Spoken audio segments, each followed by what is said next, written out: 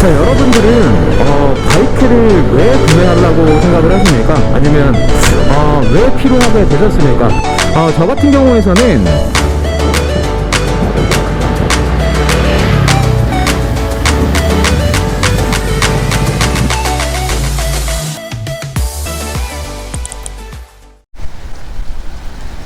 네, 안녕하세요. 반갑습니다. 피카부입니다.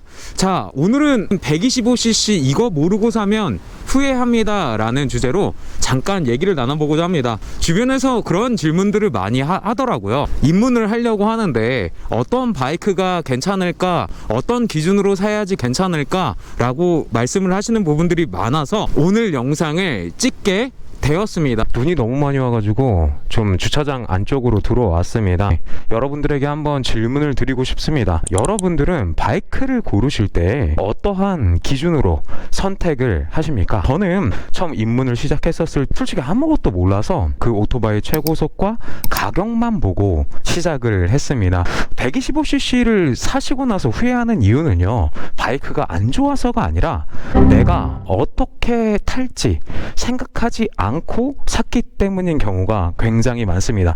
제가 실제로 타보면서 아쉬웠었던 기준을 위주로 한번 말씀드리도록 하겠습니다. 첫 번째로는 수랭과 공랭의 방식이 있다. 공랭은 다 아시다시피 엔진에 바람이 직접 닿으면서 열을 식히는 그러한 방식이고요. 그래서 구조가 단순하고 바이크 자체가 가볍다라는 것이죠. 제가 탔었던 공랭의 대표적인 모델이 어떤 것이 있는가? 저는 슈퍼커브를 탔었습니다. 슈퍼커브 같은 경우에서는 무게가 상당히 가볍고 다루기가 쉽습니다. 그러한 장점이 있고, 단점 같은 경우에서는 바이크가 여름철에 탔었을 때에 조금 출력이 떨어질 수 있다라는 것이죠. 다른 수랭 모델들 같은 경우에서는 엔진 열을 냉각수로 시키고, 그리고 그 냉각수로 또 라지 수냉 쿨러로 보낸 다음에 다시 식히는 구조라는 것입니다. 그래서 그 부품들이 좀 추가가 되다 보니까 아무래도 공랭에 비해서 무게가 조금 더 늘어난다. 절의 발열 관리가 조금 더 안정적이라는 것입니다. 제가 탔었던 대표적인 모델로는 PCX 같은 게 있는데, PCX 같은 경우에서는 지금 하시는 분들도 많이 타고 계시죠. 그래서 가볍게 주행 거리를 만약에 생각을 했었을 때 가까운 거리를 가볍게 하시려고 하실 때는 공랭이 되고요.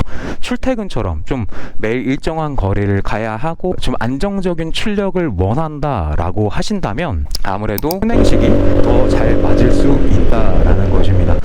가격도 좀 차이가 나는데 일반적으로는 공랭이 순행보다 가격이 조금 더 저렴한 편입니다. 본인이 원하는 어떤 이용하는 거리라든지 용도라든지 아니면 스타일에 따라서 아니면 매뉴얼 바이크를 사실 수도 있고 스쿠터를 사실 수도 있고 터리식 기어의 방식을 사실 수도 있다라고 말씀을 드리고 싶습니다. 두 번째로는요, ABS입니다. 이거는 단순히 브레이크 성능의 문제가 아니라 도로 상황에 따라 조금씩 달라진다라는 것입니다. 노면이 젖어 있는가 아니면 미끄러운 상황인가 체감 차이가 조금 난다라는 것이죠. 저는 2018년식 PCX를 탔었습니다. 그래서 ABS가 달려있지 않은 모델이었었는데 어느 날 제가 와이프를 뒤에다가 텐덤을 하고 세차장을 들어가던 길이었는데 세차장 들어가는 입구에서 옆으로 완전 미끄러지면서 슬립이 났었던 적이 있었습니다. 그때 느꼈었던 것은 그냥 실력이 부족해서가 아니라 이런 노면의 상황에 따라서 차이가 날 수가 있구나, 생길 수도 있구나 라는 점이었다라는 것입니다. 그래서 만약에 바이크를 선택을 하실 때 비 오는 날이나 눈 오는 날이나 계속적으로 바이크를 해야 한다, 출퇴근을 해야 한다, 일을 해야 한다 라고 하신다면요, ABS는 선택이 아니라 좀 기준이 될 수도 있다 라고 말씀을 드리고 싶습니다. 세 번째입니다.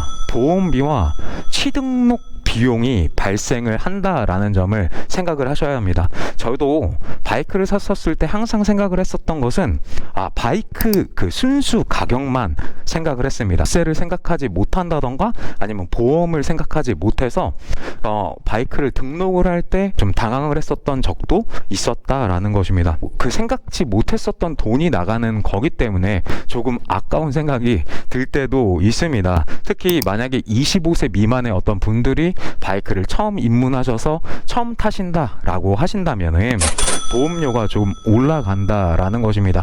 바이크 입문과 구매를 생각을 하실 때에는 이것까지 플러스를 하셔야 한다 말씀을 드리고 싶습니다. 자, 네 번째입니다. 수납에 대해서 말씀을 드리고 싶습니다. 탔었던 슈퍼커브는 시트 밑에 아시다시피 수납 공간이 없습니다. 그래서 실제로 좀 타시다 보면 좀 불편함이 느껴지신다라는 것입니다. 탑박스를 달면 수납 문제는 그냥 해결되지 않나요? 말씀하실 수 있겠지만 이런 브라켓이라든지 아니면 이 탑박스 가격까지를 추가 비용이 든다라고 생각을 하셔야 되고, 또 디자인에 대한 호불호가 갈릴 수도 있다라는 것입니다. PCX 같은 경우에서는 시트 밑에, 스쿠터 밑에 또 이렇게 공간들이 있기 때문에 좀 편했습니다. 생각을 하셔야 되는 게 내가 헬멧을 어디다 둘 것인지, 내가 짐은 얼마나 들고 다닐 것인지도 생각을 하셔야 말씀을 드리고 싶습니다. 마지막으로는 현금성에 대해서 말씀을 드리고 싶습니다. 제가 예전에 처음 입문할 때 탔었던 바이크는요, 뉴카빙이었습니다. 125cc 18년식인가 그랬었는데 처음엔 이뻐서 샀습니다.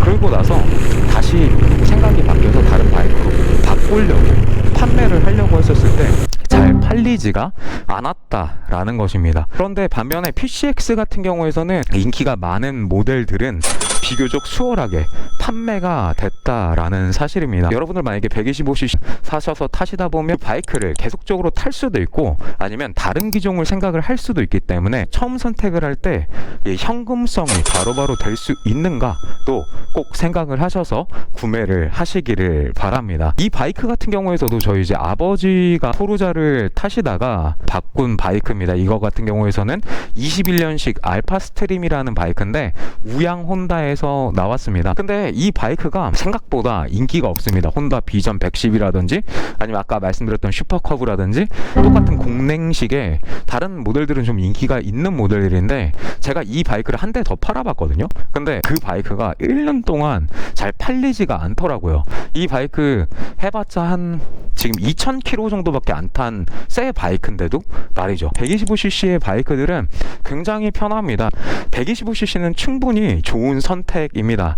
하지만 기준을 알고 사느냐에 따라서 만족도는 크게 달라진다라는 사실입니다. 오늘 영상으로 조금이라도 본인에게 맞는 125cc 바이크를 고르시기를 또 도움이 되시기를 바랍니다. 오늘